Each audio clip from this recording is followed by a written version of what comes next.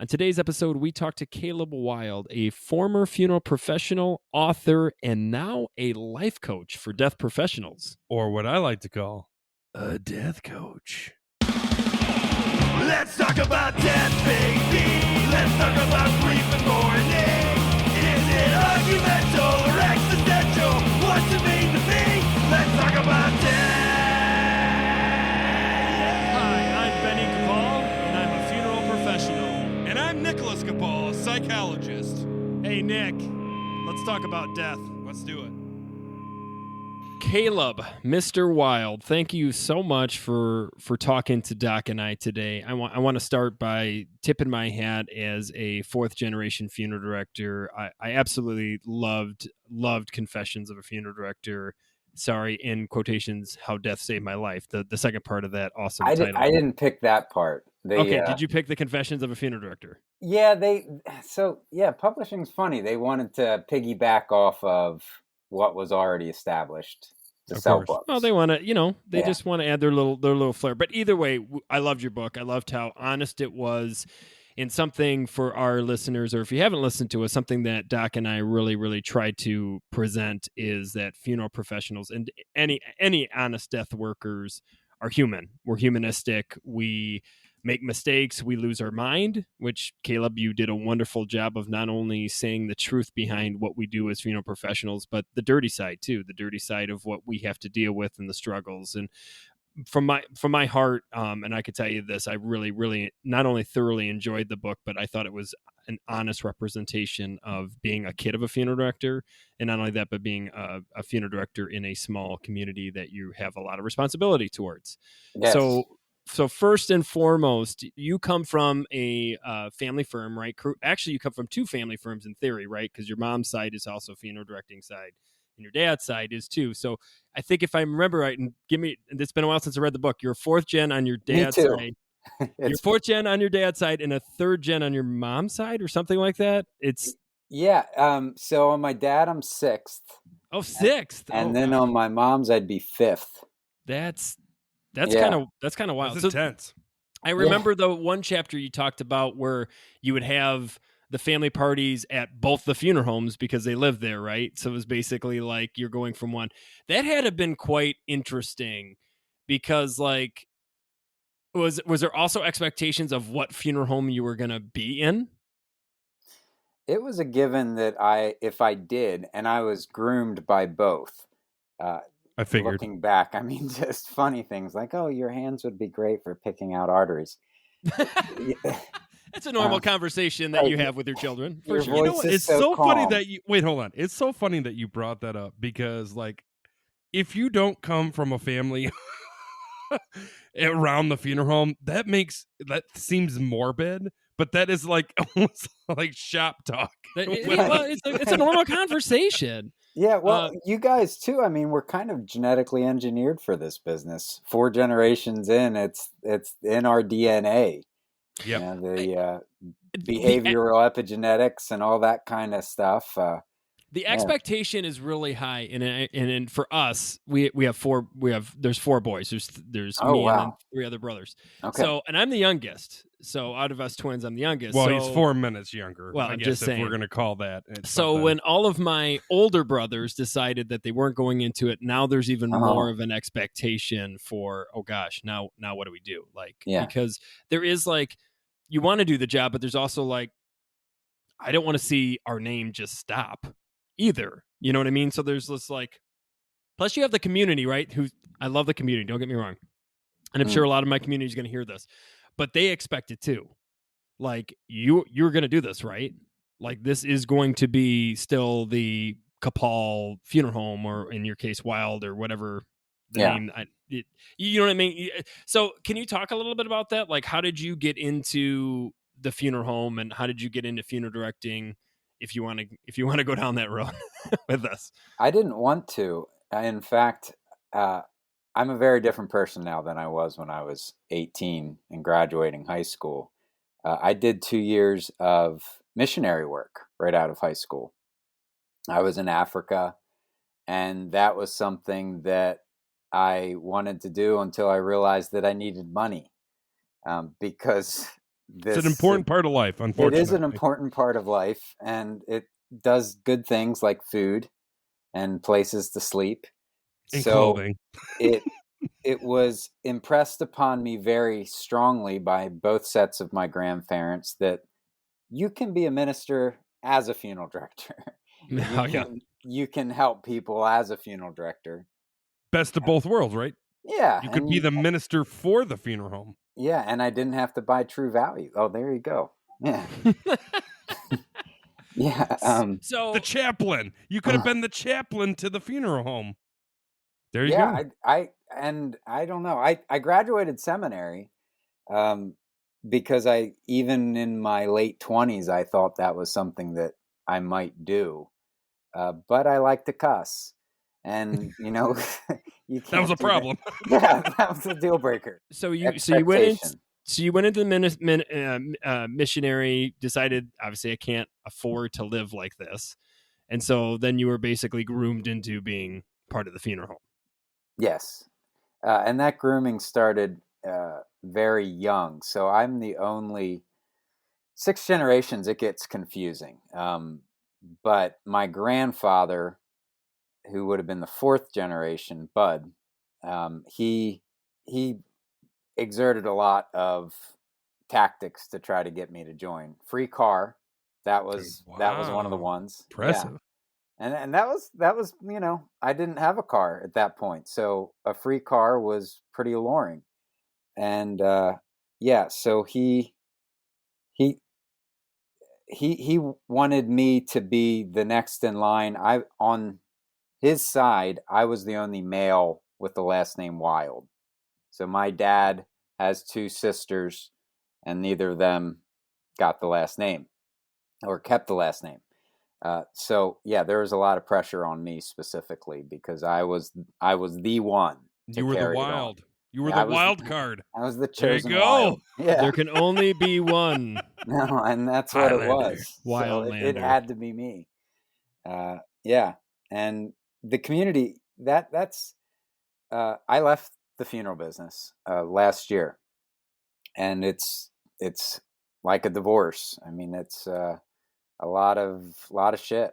Are we allowed to cuss? You're good. Yeah, well, you let her fly, baby. Okay. So here's my question. I was thinking about this. Okay, so when you originally talked about, 17th generation on one side and 58, right? Is it like a Shakespeare play? Is it like the Montague versus the Capulets, where it's like if you build a funeral home with both names, then we can incorporate both? You know what I mean? Like both families. Like you. So you're saying I could have gotten 2 cars if I would have played my cards right? This could have been a Megazord. I wonder if you played your cards right, you could have. Yeah. All right. All jokes aside, so you get into it, and then obviously things must have really changed in the last couple of years. Can you talk about that a little bit? Like why leave the funeral profession at that point? Yeah, family businesses are complex and complicated. The dynamics of a family business are not easy, especially when it's multiple generations deep. So there's cousins, there's second cousins. Some of the main reasons I'm still not comfortable talking about. And it's one of those things where a lot of my burnout that I experienced throughout the years, and also there's an assumption that heirs in the funeral business are the red carpet's rolled out, we get the silver spoon, everything's easy for us. That was not the case for me. I was talking to somebody today, and I kind of gave a little bit of the backstory. I didn't have a day off for the first 2 years. And then when I did, I took a weekend, and there was a night call that came in at like 2, 3 a.m., and they called me. And the person who called didn't realize that I was off. And I was 2 hours away from the funeral home, and I told him that, and I got, cussed out. So it was hard. I think I made the first year they were paying me either $85 or $185 a week. And of course, all the night calls, my cell phone rang because it all fell to the youngest person. There was no rotation or outside help. 9 to 5. That doesn't exist. It's a lifestyle. Funeral directing, and I think, especially for Gen Z, that's an expectation that needs to be created in mortuary schools. Yeah, this is not a career. This is something lifestyle. I've been talking to the kids at Wayne State, and I say kids, but you know what I'm saying. The students. Yeah. That's not fair. The students at Wayne State. For you young adults, you are not children. I remember the first time because I've been doing it now every year, but I remember the first time I did it about 6 or 7 years ago. The person that runs the actual mortuary science program came up to me. He's like, I just want to tell you, you scared everybody. And I said, I wasn't trying to scare them. I was trying to be honest with them, because the problem is we knew, Caleb, and I'm not saying that we exactly knew, because nobody knows what this business is until you're actually doing it. And it's changed dramatically. 100%, especially since COVID. Right. But we had an idea of what it looked like, at least, being kids of funeral directors. Sure. We had an idea what you saw your dad go through the you see rigors. your dad leave during your Christmas and birthdays and all that stuff. So you have an idea that, like, okay, this is a 24/7. And I come from that same, I'm on call every night. And even when I'm not on call, I'm still in my brain on call. And that's the other thing people don't realize is, like, we don't get time off. And even when we do, we're thinking about the families that we aren't serving or are serving at that time. Yeah. So we really aren't off ever. And especially when you have a name attached to the building that you're also in your license, on your license down, there's an expectation that I don't want to ruin something my family's done for generations. So my thing to you is, and can I ask you this, because I am interested in this, is your relationship with your family okay since the split up, or is it very tumultuous? It's there. It's the word. That word's there. Tumultuous? Yeah, there's some relationships that I don't want to repair. Okay. The relationship with my parents, it was difficult for them. My dad's going to retire in a few years. And so I wanted to leave first before he did, because it benefits him long term from a financial perspective. So I left before he retired, and that was one less funeral director at the funeral home. So it was, I think it was a bit of a shock, although I had often talked to them about the reality that I didn't want to do this the entirety of my life. And there was a time where I thought I could, and even would do it until, and funeral directors, some of them just don't retire. No. And no, they die there. They do, literally and that's their dream. They go into the embalming room, they lay down on the table, and they just go on to the. They make the first incision. You can't do it right. Pull out the vessel, right? They're gonna do Here it is, son. Right. Our dad will be one of those people. Yeah, because it's a lifestyle. He not lives and breathes that. Yeah. Right. It's a calling. So one thing I don't know if you know this. So, like, my dissertation. So it was, what is the experience of being a funeral director? Okay. A transcendental phenomenological model. Okay. Yeah. That's a mouthful. Fun. Yeah, stuff, I right? know both words. but the thing is that, again, if you don't grow up around a funeral home, you don't understand, especially a family owned and operated, right? There's a lot of, and I'd like to read that dissertation. Just I can send it. I can absolutely send it to you. Yeah. Absolutely. Yeah. It's fun. I interrupted you though. So. No, you're good. But it's like to me, like, the idea of, do you ever even, so this is the thing, like, I get asked this all the time, like, so you left the family business, and it's like, well, I don't think you ever really leave it, right? You're always somehow incorporated with it. Whether it is when you're home, when you're visiting dad, and dad's like, hey, can you come help me with this? And you're like, I guess. Yeah. You know what I mean? Like, and people don't also understand, like, what it's like to, go visit your dad at 7 years old when he's in the morgue. When you're like, Dad, Mom's calling you, you know what I mean? Like, he needs you, we need you home or whatever. So it's just like, it becomes, like you said, it becomes part of your blood. Yeah. And then there's a lot of expectations with that. And that's what people don't understand. I feel like a lot of people don't understand what that lifestyle looks like. And that's where we're going to bring in your first book. The reason why I really enjoyed your first book was a threefold. Okay, you ready for this? I'm going to use some big words, $20 words, right? Yeah. Transparency, normalization, and authenticity. Those are the three things that I think a lot of people don't understand about being part of a family-owned and operated funeral home. Meaning, transparency of talking about the difficulties and talking about how, like you said, like, people think that we are like wealthy millionaires, that, you know, we're just handed everything. And it's like, if people actually, I think, understood what happens behind the scenes, they would go, holy crap. You guys do all that? And it's like, yeah. And then on top of it, what you said is a funny story, because I think a lot of people think that we're like I said, multimillionaires, right? And it's like, you know, we're not getting paid that. I was until I bought my yacht, and now I just did blow a million. That's why you retired. Well, you went into writing, right? Yeah, that's another place. Multi-millionaire. That's another lie. Right. So here's another question I got for you, because everybody's thinking, like, how is your relationship with your parents? But I'm actually interested, being a funeral professional, how is your relationship with the community? Because I feel like, as much as it's a divorce to your family, it's also a divorce to this local community that had expectations for Caleb to be the next generational funeral director. Am I not mistaken on that?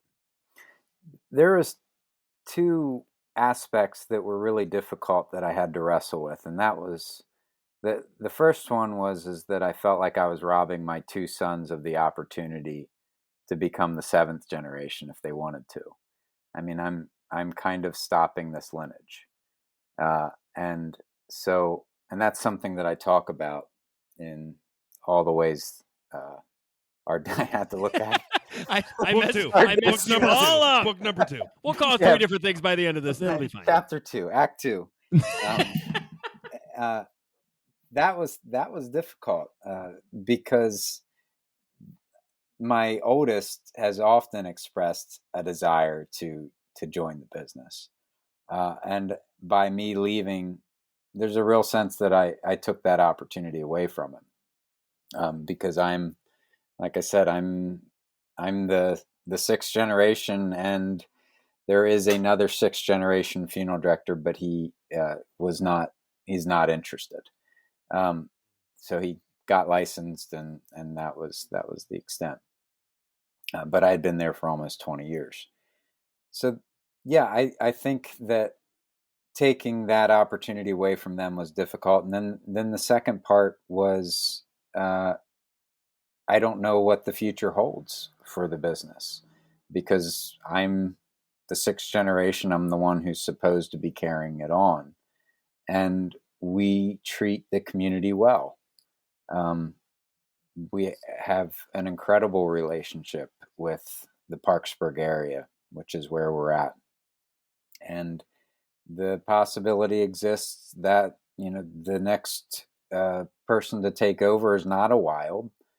There's the possibility that it gets sold and that it's bought by something corporate. Yep. Something corporate, great band, but keep going. Yeah. And so that is the struggle. What defines a person's identity? What defines a person's legacy? And those are things that I had to wrestle with, and that's part of the content that I wrote about. That book is the second book is this process of going back and forth of. I'm going to challenge you as a therapist. I apologize. I have to do this. Fine. This is part of what I do, right? Yeah. So don't you think also that you also gave your children a gift to say that you can do whatever you want to do? I do look at that way, and I also have attempted to redefine the legacy of what my family means. You know, it's it's superficial to assume that our legacy is defined by what we do.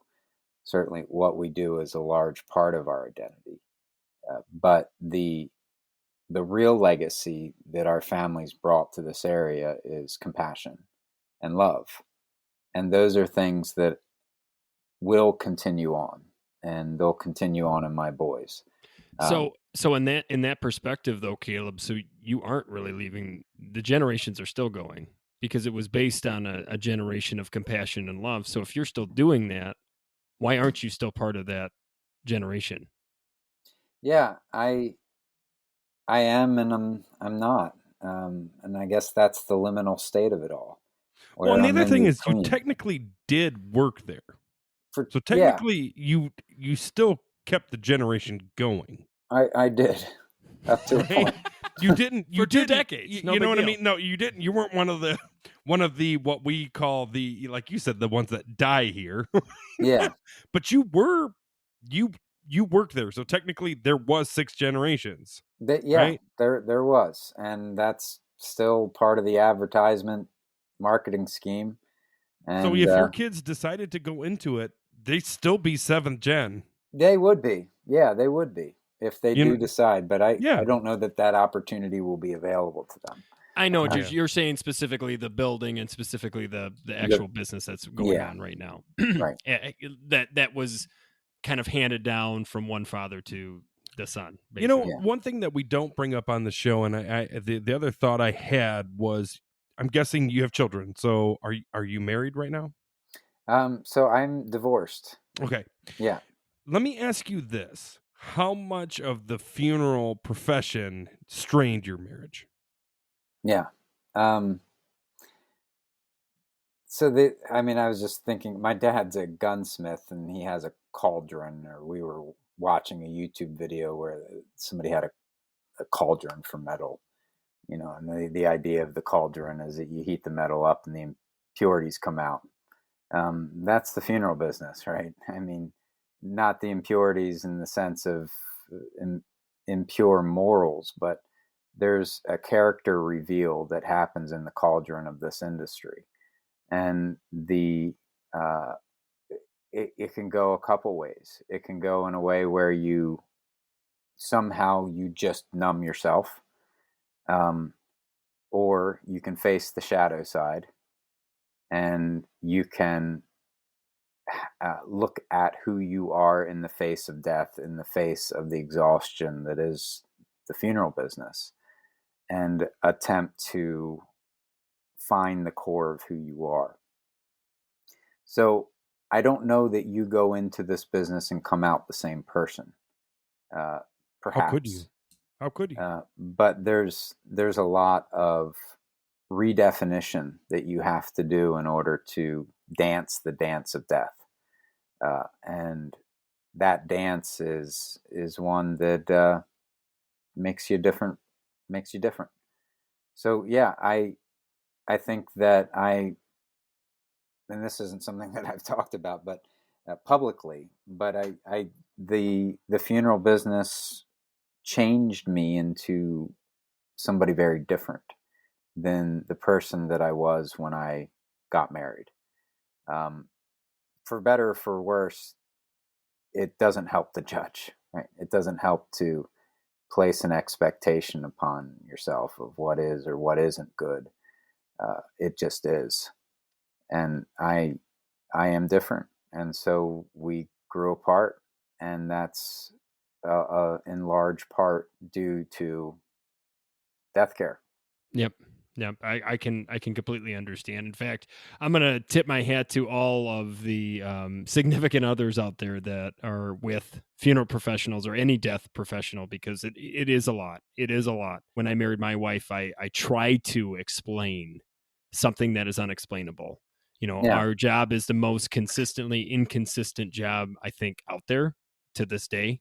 And I think that there is emotions and sometimes because words get brought up a lot, like callous and desensitization and all those big ones. Yeah, And compassion fatigue and and all of that. But the all honesty too is some of that has to be involved. I'm not saying that we're callous individuals, and I'm not saying that we desensitize. In fact, I would go as far as to say funeral professionals end up feeling more than most people do. The problem is we have to somehow coordinate ways to be able to get up and do this every day. I think emotional triage is a good term. I do like that a lot. The idea of triage on an Army field is that the medics would have to determine who they couldn't save and focus on the ones that they could, because it was overwhelming, right? Everybody's injured. There's no point when you have a limited number of medical staff trying to put your energy into somebody that you can't save when you could be putting that energy into somebody that you can, triaging the situation. And I think that's what we have to do emotionally, because we're constantly seeing wounds, we're constantly seeing bereavement and grief, tragedy, that we can be perceived as callous when what we're doing is putting our emotional energy into the things that we can actually fix and the things that we can actually help, instead of putting it into things that we just can't. And so I think that's something that we do, and it isolates us. Yes. I think that this is a very isolating profession. Yes. Lifestyle. The things that you guys saw walking in at 7 years old to let your dad know that mom called, and there's a neighbor from 3rd Avenue on the prep table. Those experiences that we see are just so unlike everybody else's experience that unless we can relate these things or be like what we're doing right now, which is also why I think funeral conferences are full of so much debauchery, because it's like, oh, here's somebody that I can relate with. Yes. And yes. so we just let it all go, and we never have that experience within the communities that we're serving, or even within our families and intimate relationships. It's hard to have friends as funeral directors. Well, I think there was a misconception generations ago where the community couldn't handle us being truthful. And I do find that part of that has put us in that frame. So some of it is we are our own worst enemies when it comes to how we relay what we do to the public. Because I remember conversations, with my dad when I was very early into the funeral profession. And I love you, Dad. I'm sure you're hearing this out there. But, you serve the community. The community doesn't serve you. You're going to be married to this funeral home. These certain words that are being told to us is very, this is how it's going to be, and this is how you're going to do. You can't show up in the paper like your expectations of being this perfect person in the community. But also, hey, you gotta hide your emotions because you're there to direct their funeral. This is not your time to, and it wasn't said that directly, but it was said in that way was the basic idea. So the problem is professional codependency. 100%. But here's the problem. So Doc and I are starting to open that floodgate, right? We're starting to show the world that these are how we actually feel, and we're not afraid to tell you that. But I think for a lot of generations, and even I would say some of the older funeral directors, and I tip my hat to you out there to have done this for 40, 50 years, 60 years, but they're like, oh no, why are you opening this cat? Like, you're saying things that people really shouldn't hear. You're saying things that people aren't ready to hear. And my big thing is, how do we expect families to see the value in what we do, or also see us as human beings, if we're not going to be human with them? Yeah. But I also try not to judge people that are a product of their time. It's an unfortunate thing, but I also think that they were told to not speak up, to not say how you felt, and that was the way that they coped with it for so many years. I'm not saying it's right? Yeah. So I think some contrast between and what globalization and what the internet has done is, in previous generations, and you guys I think are old enough to have buried a lot of World War II veterans. And the idea was that privacy is bravery. Like if we can hold these things in, we are protecting the innocence from the horrors that we saw and we experienced. Right. Whereas today it's the complete opposite. And I think partially that's due to globalization, partially due to what social media does, where bravery is transparency. And taking a step to be able to humanize ourselves in previous generations would have been looked at as cowardice. Weakness. Yeah. And that's not the case at all now. So there is vastly differing perspectives on transparency and humanizing a profession like ours, where, for my grandfather, who grew up, I think he was like 14, 15 when World War II broke out, and just that same idea of how we protect from the difficult conversations, how we don't have the difficult conversations because maybe they're too scary and we don't want people to lose their innocence. It's almost like an act of love is shielding somebody from the realities of the world. So to me, the underlying statement there is that people can't handle talking about death. Right? I think that whether it was intentional or not, I think that is what we're seeing and what we're facing, and what millennials, Gen Z are seeing and doing is the exact opposite, where, okay, let's normalize this. Let's try to at least talk about it. Yeah. Let's have a podcast about it. There we go. Let's Caleb Wilde on and talk about his books. All right, so here's my $1 million question. We're gonna segue into the Q&A. You ready for it? Q&A, everyone loves that Q&A. During your time as funeral professional, and Ben being a funeral professional at this current moment in time, did you ever suffer from imposter syndrome? Did you ever feel like maybe what you were doing wasn't helpful to your families? Did you ever get into that mode? Because I feel like the one thing that I found in my dissertation, and obviously being around this for as long as you guys are therapists, right? Whether you're talking to people at one of the worst times of their life, and you're trying to help them get through, navigate it, a very crappy situation. Do you ever feel like maybe that you look in the mirror and you wonder, am I actually helping people? Yeah. I think I've been told I'm an imposter. When I first started writing, I expressed doubts and I expressed vulnerabilities.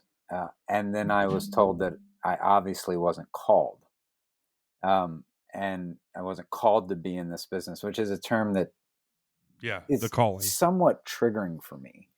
And I think it's triggering because the calling creates an expectation, the expectation that I've felt from birth, that you are to be a certain person, and that is who you are. And you are to do a certain thing, and what you do is who you are. And I cringe at that. I cringe at that for so many reasons, because I think that what makes life special is this idea that we can change, and that we can become different people, and that we can grow into new chapters and areas of our lives. So I guess in some sense, I embraced the doubt. I embraced the idea that perhaps I am an imposter. And I allowed those things to bounce around, I think. And they never really stuck. I don't think I ever felt like I was doing something that I shouldn't be doing. In the sense that I couldn't do it, that I didn't have the confidence or the acumen to do it. But I do think that the perception is that if you enter this business and you start to have doubts and you start to have problems, that perhaps you are an imposter. So I feel like the imposter syndrome is perhaps a projection of men specifically in this industry who have not been able to wrestle with the shadow side of this business, and so have grabbed onto this idea of the calling. Profound. Profound. Yeah, yep. And because they've grabbed onto this idea that if you are really cut out for it, if you are really called, you won't quit. And if you're really called, you won't struggle. And if this is really who you are, then it's not. Yeah, it's never a question. It's right. Never then a it's never a question. And I think the greatest people who have walked this earth are those who have space for those places, and have space for the shadows, who don't necessarily have to befriend them, but learn to listen to the shadows. So give them space to exist. Give them space to exist and be curious about them, because often it's in the shadows that we learn the most about ourselves. And the curiosity, being able to look at it and say, well, now why, is a very brave act. In darkness, scary, not sure what the next step is, burnout, and all of these things that can come with this business. And then we find that perhaps if we're vulnerable enough, and if we can befriend the shadow, that it's in that very place that we find ourselves. So yeah, I think that the imposter syndrome in some sense is a projection of people who are unable to sit with their shadows. And that's sad for them. All right, Benny, follow that up. Caleb, have you ever thought about writing? So I thought about this actually the other day. I've been playing chess with my 8-year-old daughter, which is really hard because I want her to start getting a lot of confidence, but it's really hard because she can't see more than the thing in front of her. The right? knight's always the difficult one. Oh, she just doesn't get the L thing. She just does not get. I've tried to teach her 3 and 1, and she just. Anyways, beside the point. I have looked. Doc and I have brought up the Grim Reaper a lot, and I look at a funeral director who does this for his whole life, right? The non-fraud, as people say, right? If you have the calling and you die on the thing after 80 on the years, slab, yep, yeah. I feel like funeral directors play a chess game with the Grim Reaper. I feel like you're in this long chess game with death, and you're trying to understand why he does what he does, right? You're trying to figure out maybe if there's a secret, maybe there's ways that you can help people get through this, what we call life, right? This game we call life. Yeah. And then there comes a part where you realize, okay, death's going to win. Like eventually he's going to call checkmate on you. Right. So as a funeral director, you can do 2 things with that knowledge. You can accept that knowledge, which I think a good funeral director eventually does figure out, like, okay, this is a career where the end is inevitable, and I'm here to not only help my own mortality, but also help others deal with their death anxiety and et cetera, et cetera. What I find is interesting, and I agree with you on something, just because you made that decision, you brought it up earlier that there was a time where you thought, I may be able to do this the rest of my life.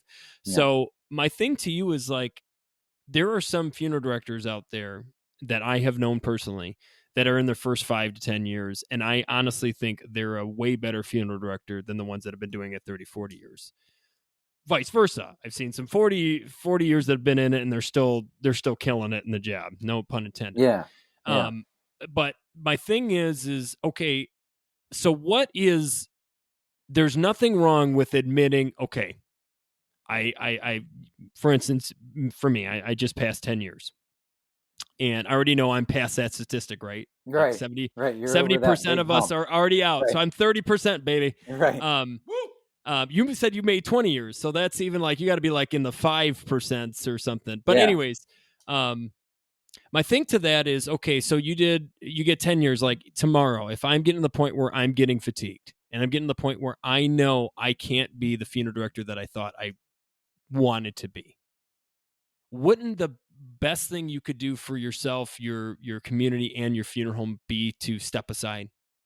That's my thing. Here's my thing with a funeral professional. In a perfect world, us funeral professionals would be able to get, after 5 years, a year off. Right. A year off to recollect. Yeah. Yes, absolutely. To recollect, really think this is what, right. If this is a calling, right? So we're making this decision at a very young age.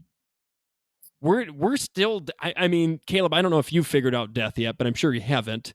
I'm still working on my mortality. I'm still working on my death anxiety. I'm still trying to teach and educate the community on death.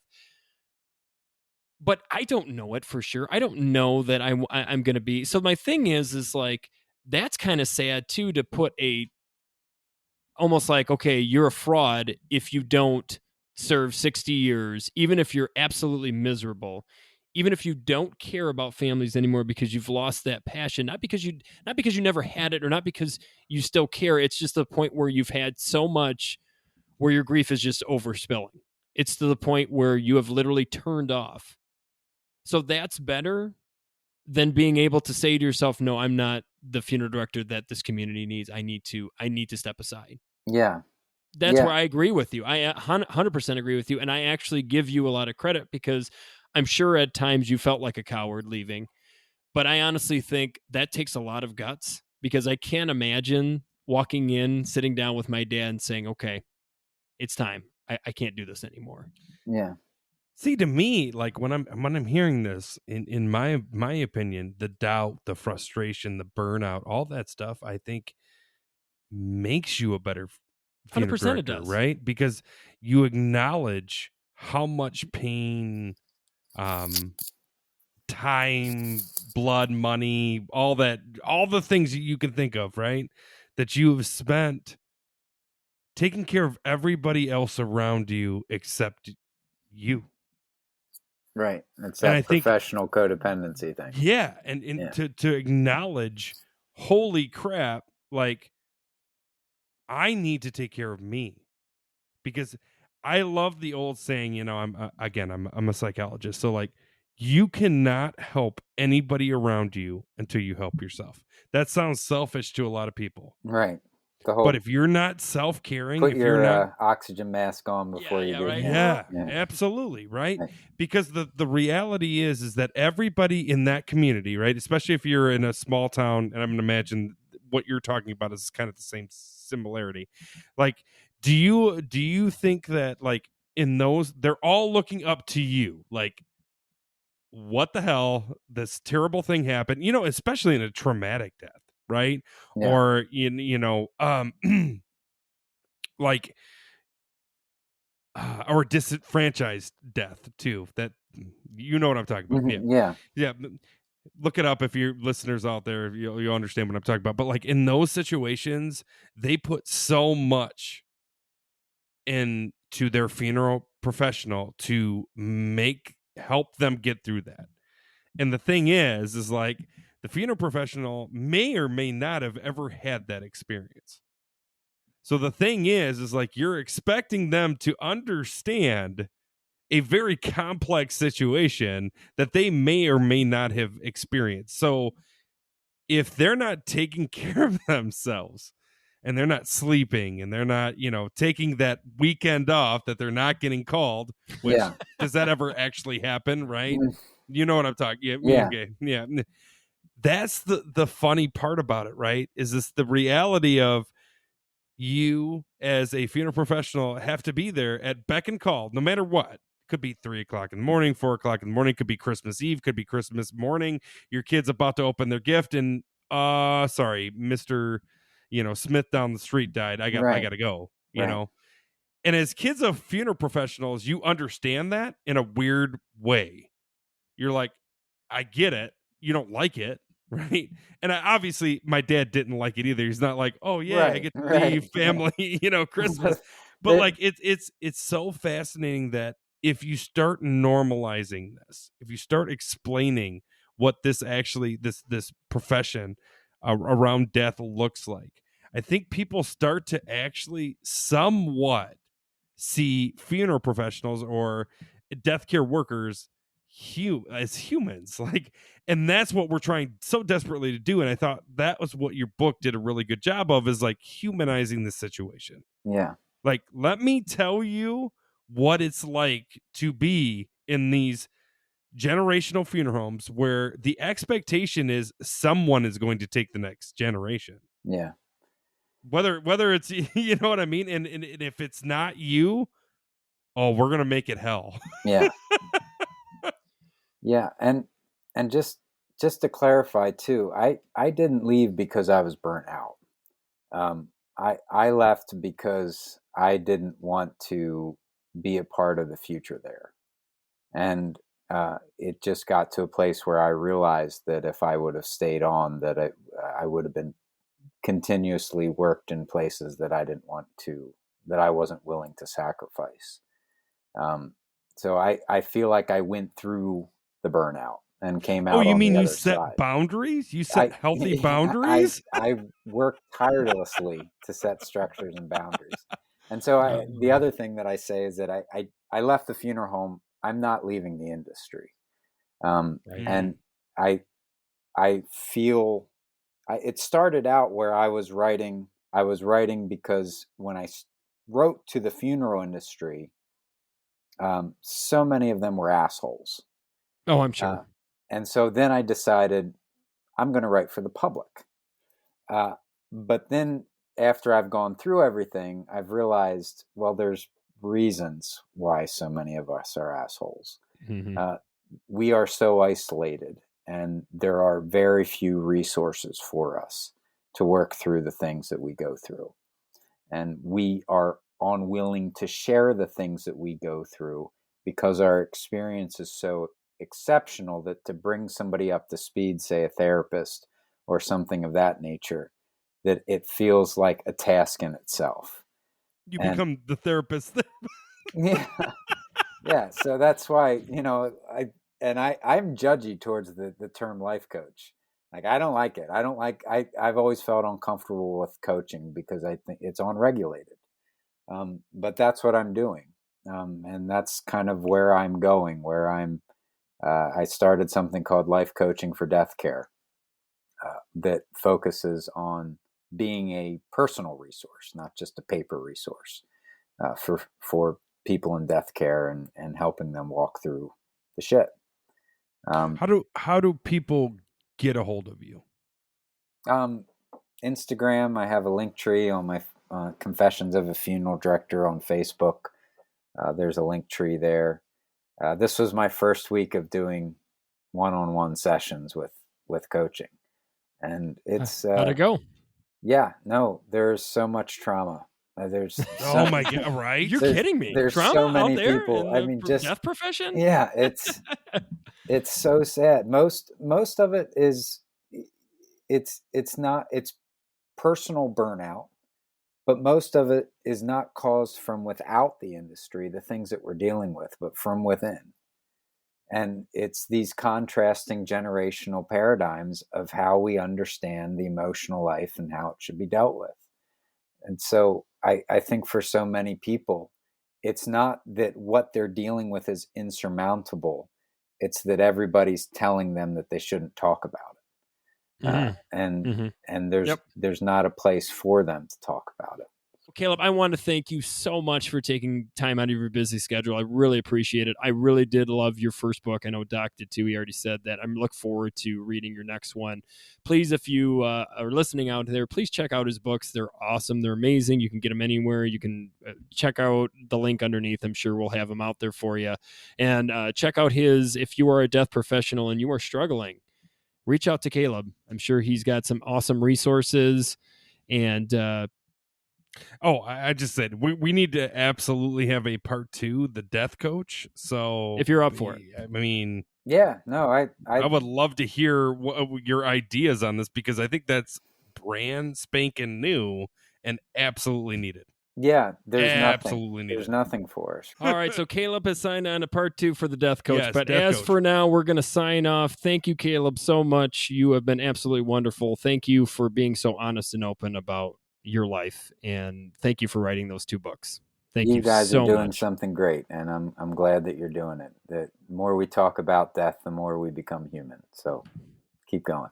As always, keep sending us your emails, your likes, your reviews. You know, we challenge you, somebody who's dealing with grief, like send our podcast out to them. It could really help them out. Give us those 5 stars. Let us know what you like. And as always, Dr. Nicholas, if you are not talking about death, Then you aren't living. Thank you so much.